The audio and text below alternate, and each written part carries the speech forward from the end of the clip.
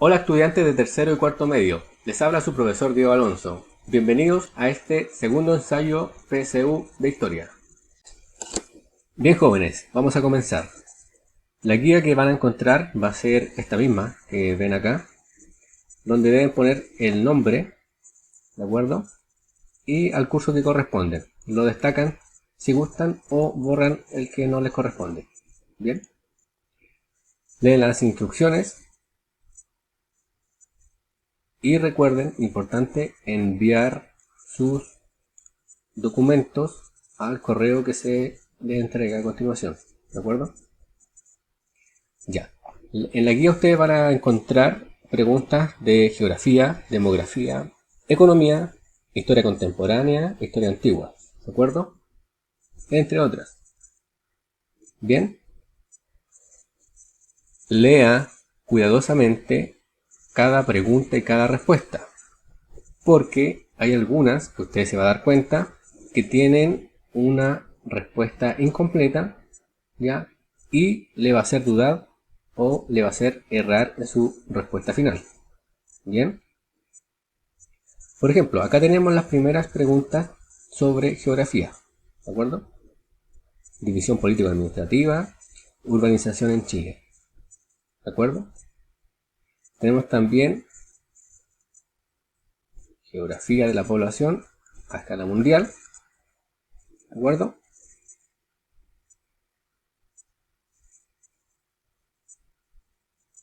Entre otras. También ustedes van a encontrar una tabla donde aquí nos vamos a detener un poco porque debemos hacer un análisis. Bien, siempre recuerden y vean la fuente y el año, ¿de acuerdo? Nosotros estamos en el año 2020, pero van a encontrarse con mucha información de años anteriores, ¿de acuerdo? Y se contrastan con la realidad que hoy día tenemos, ¿de acuerdo? Ya. Esta tabla adjunta dice muestra la proporción de población urbana que habita distintas regiones del planeta, ¿de acuerdo? En diferentes años. Y una proyección para el año 2050, ¿de acuerdo? Ya, nos vamos a la pregunta. ¿Cuál de las siguientes afirmaciones explica dicha migración? Ya, tenemos una migración, ¿cierto? La tabla nos habla de población urbana, ¿de acuerdo? Y en los diferentes periodos tenemos un aumento o un decrecimiento de esa población y una proyección acá, ¿de acuerdo? En el año 2050. Ya. ¿Cuál de las siguientes afirmaciones explican dicha migración? Nosotros sabemos que, por ejemplo, la alternativa 1 dice la introducción de nuevas tecnologías agrícolas aumenta la productividad pero utilizan poca mano de obra. ¿Qué cree usted? ¿Correcto o incorrecto? Correcto, efectivamente. La introducción de nuevas tecnologías agrícolas siempre van a aumentar la productividad en desmedro de una baja utilización de mano de obra, ¿de acuerdo? Porque de eso se encarga la tecnología, de desocupar ciertas fuentes laborales para llevárselas a otra área, ¿de acuerdo? Recuerden aquí la revolución industrial que dejó a muchas personas en el sector agrícola sin trabajo y tuvieron que irse a la ciudad, ¿cierto? Donde se encontraba la fábrica, en la ciudad. Por lo tanto, esa sí eh, es una afirmación correcta sobre que nos ayuda a explicar la migración campo-ciudad, ¿de acuerdo? Rural-urbana o campo-ciudad. Bien. Segunda, el periodo de globalización en el que las inversiones financieras y las unidades de producción tienden a concentrarse en las ciudades. Ya. Nosotros también debemos entender que las inversiones financieras, ¿de acuerdo? En este contexto de globalización, siempre, o la mayoría de las veces, se van a situar en la ciudad, ¿de acuerdo? ¿Por qué en la ciudad? Porque en la ciudad es donde se encuentra la mayor cantidad de población, o sea, nuestros demandantes, ¿de acuerdo? Los que demandan algún producto, algún bien o un servicio, ¿de acuerdo? Ya, por lo tanto, esa segunda afirmación también vendría siendo correcta. Esta quizás no puede hacer dudar, ¿de acuerdo? Por eso hay que leer bien y analizar bien la tabla, ¿De acuerdo? Número 3. Dice, la mayor diversidad de servicios asistenciales, educacionales, culturales existentes en las ciudades que facilitan la vida cotidiana.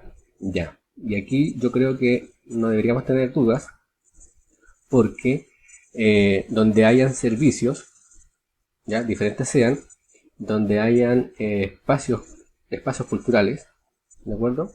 Vamos a encontrar siempre mayor cantidad de población, ¿de acuerdo? Y también donde haya mayor cantidad de población, nosotros vamos a encontrar diferentes servicios, ¿ya?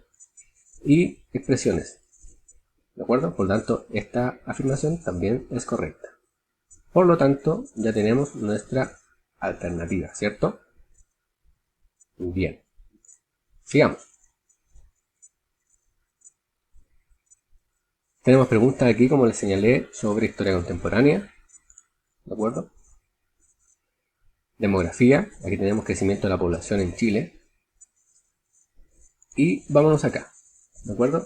Pregunta número 8. Durante las últimas décadas del siglo XX y la primera del siglo XXI, la esperanza de vida de los chilenos aumentó sostenidamente. Aquí tenemos un concepto clave, esperanza de vida. ¿De qué nos van a preguntar? De la esperanza de vida, ¿de acuerdo? La pregunta dice, ¿cuál de las siguientes causas ha o han contribuido directamente al desarrollo de esta situación? O sea, ¿cuál de las causas han contribuido al desarrollo de la esperanza de vida? ¿Ya? Alternativa número 1 dice la aplicación de políticas públicas para asegurar una mejor alimentación. Ya. Nosotros tenemos que tener en cuenta que la esperanza de vida, bueno, da cuenta de un momento en el tiempo en el cual esta esperanza de vida se mide y esta dice relación con la cantidad de años que va a vivir una persona o una población en un determinado espacio y momento, ¿de acuerdo? Esa es la esperanza de vida, o sea, cuánto va a vivir una persona según las condiciones que tenga en ese momento, ¿ya? Y la primera alternativa nos refiere a alimentación, ¿ya? Algo fundamental para tener mayor esperanza de vida, ¿de acuerdo? Alimentación, nutrición, ¿de acuerdo? Ya, esta sí es correcta. Segundo, dice, la creciente incorporación de las mujeres a las actividades laborales. Ya, esto lo podríamos discutir o nos puede hacer dudar, la creciente incorporación de las mujeres a las actividades laborales. Pero situémonos en el momento que nos señala la pregunta, siglo XX y XXI, ¿de acuerdo? Y también corrobórenlo o contrástenlo con lo que se solicita, esperanza de vida, ¿de acuerdo? La incorporación de la mujer, si bien nosotros sabemos que se comienza a desarrollar a partir de este momento, no tiene que ver con la esperanza de vida, ¿de acuerdo? Tiene que ver con otra serie de derechos, ¿de acuerdo? Adquiridos, pero la esperanza de vida no. Entonces, esta la descartamos, ¿bien? Y tercero, los avances en la medicina. Ya, esto rotundamente sí tiene relación con la esperanza de vida que tengan las personas en un lugar determinado. ¿Bien? Ya, entonces, para responder a las preguntas que se le van a indicar, usted tiene que leer comprensivamente y darse cuenta de los detalles. ¿De acuerdo? Puede marcar con destacador u otro elemento el contexto y lo que se le solicita. ¿De acuerdo? Y después analizar bien la pregunta. ¿Ok? Sigamos.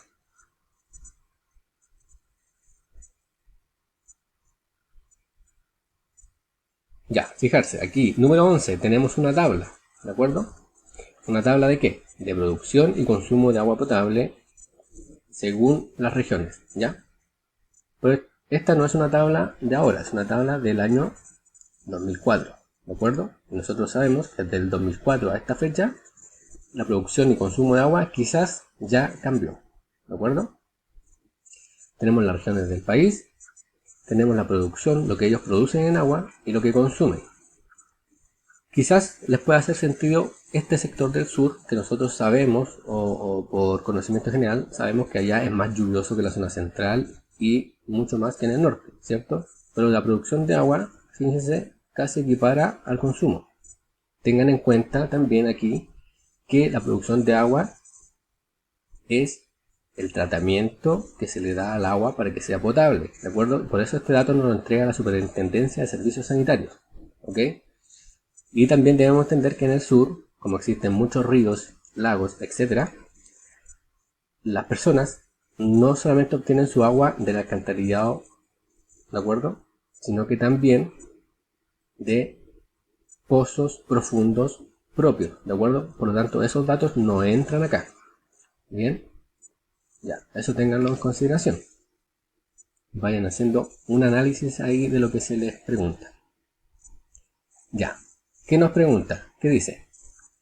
En el cuadro anterior proporciona datos sobre la producción y consumo de agua potable en las regiones chilenas al año 2004. A partir del análisis de esta información, ¿cuáles de las siguientes afirmaciones es o son correctas sobre la disponibilidad geográfica de este recurso? Ya.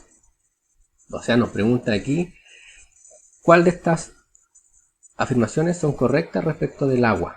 ¿Ya? Vamos. Número 1 dice, en las regiones áridas del país se registraban situaciones de déficit de agua potable. Vamos a ver. Para que haya un déficit, nosotros debemos entender que el consumo tiene que ser mayor a la producción. Y en ninguno de estos datos que vemos aquí, en la parte de las regiones áridas, que entendemos como sector norte, en ninguno hay un déficit de agua potable. ¿De acuerdo? Y también, para saber si hay un déficit o no, tenemos que tener una comparación. ¿De acuerdo? Entonces este dato no corresponde o es incompleto. ¿Ya? Vamos al punto número 2. Todas las regiones del país registran una oferta de agua potable que supera la demanda. A ver. ¿Nos ofrecen más de lo que consumimos? Vamos a ver los datos aquí. Comparen ustedes sus datos. ¿Hay mayor oferta que demanda? Sí. En todos los casos, sí. Ya.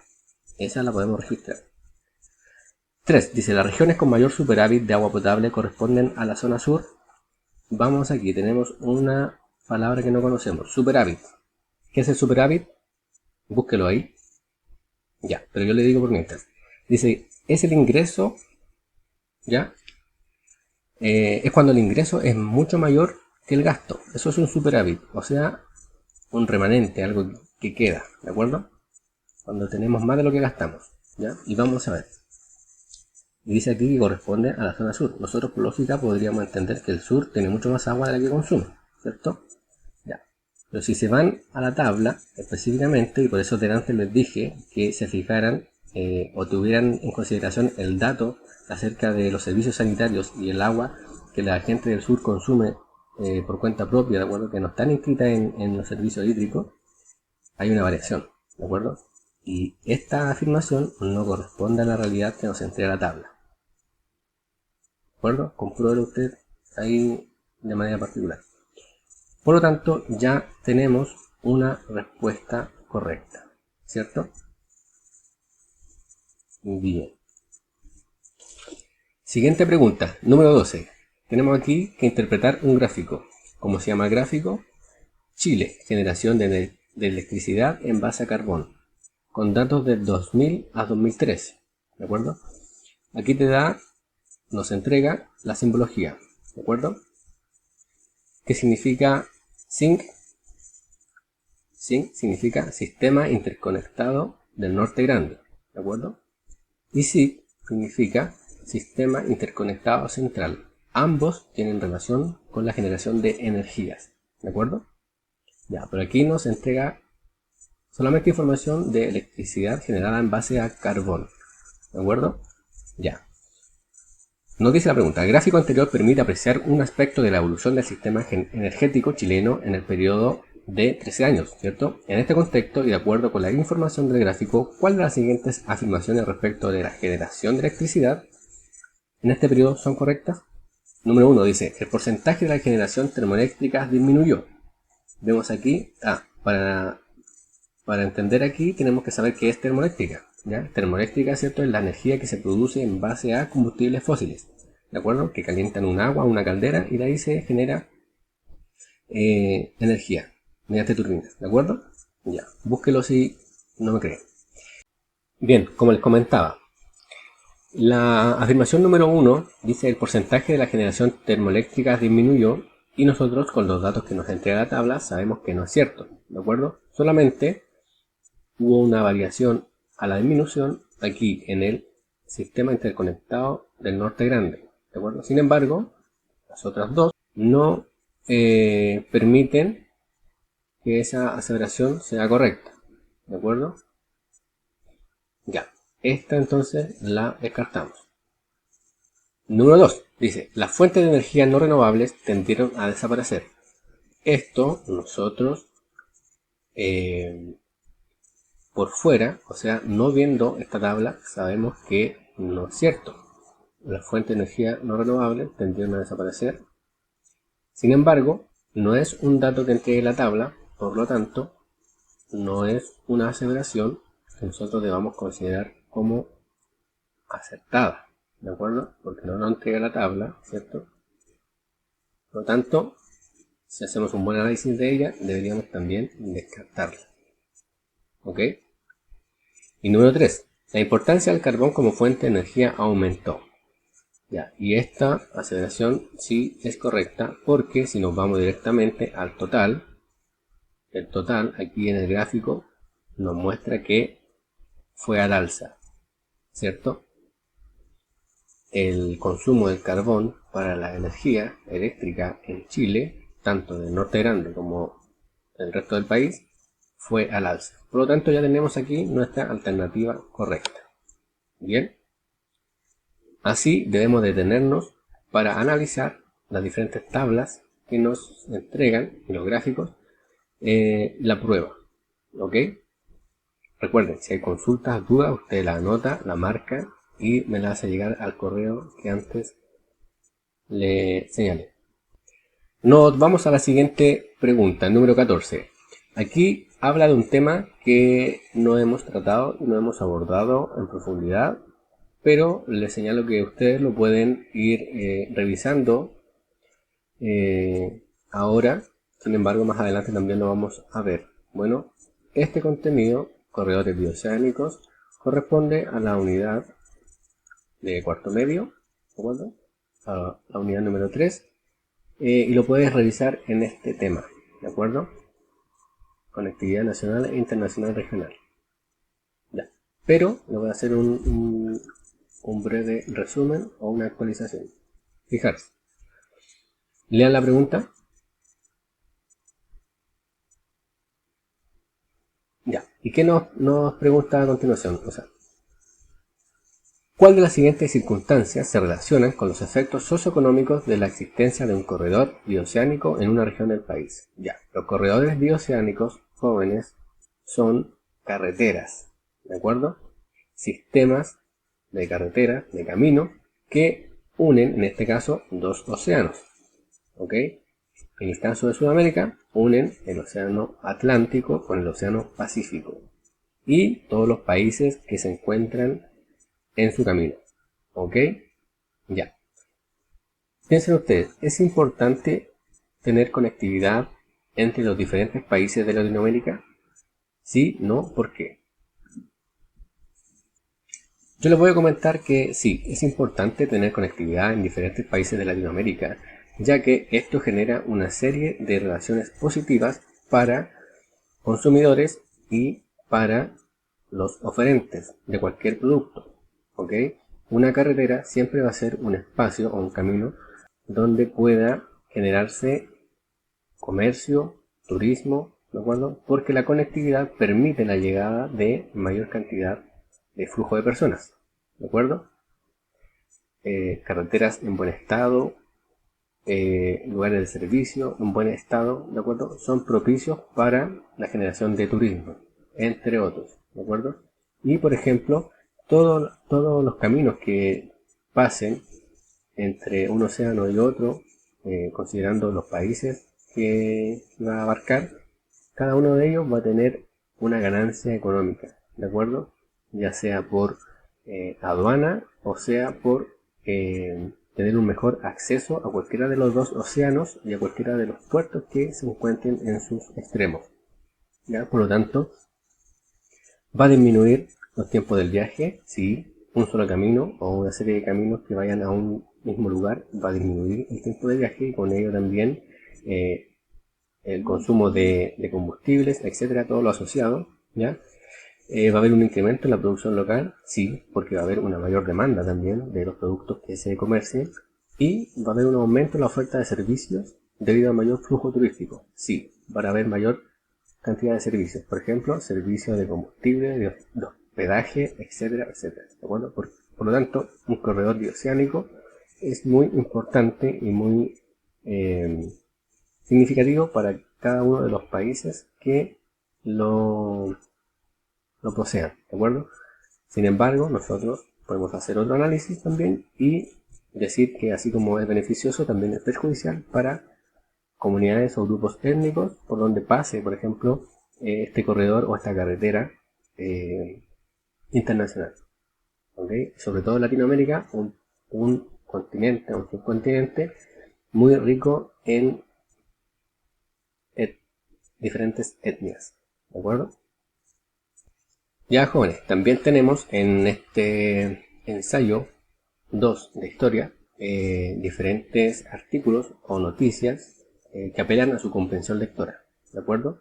Van a pillar mucho texto, el cual yo les solicito que lean comprensivamente. ¿De acuerdo? Destaquen las palabras, las frases, los conceptos que no manejen y los indaguen o me los consulten. ¿De acuerdo? Para que vayamos viendo más o menos cómo desarrollar una buena PSU. Bien, aquí tenemos elementos de aplicar y relacionar, ¿de acuerdo? En fin, una serie de preguntas que van a fortalecer su entrenamiento para la próxima PSU, prueba de transición que ustedes rindan. ¿Ok? Cualquier consulta, entonces, pregunta o sugerencia me la hacen llegar a el correo que se le indicó al inicio. Bien, jóvenes, me despido, que estén muy bien.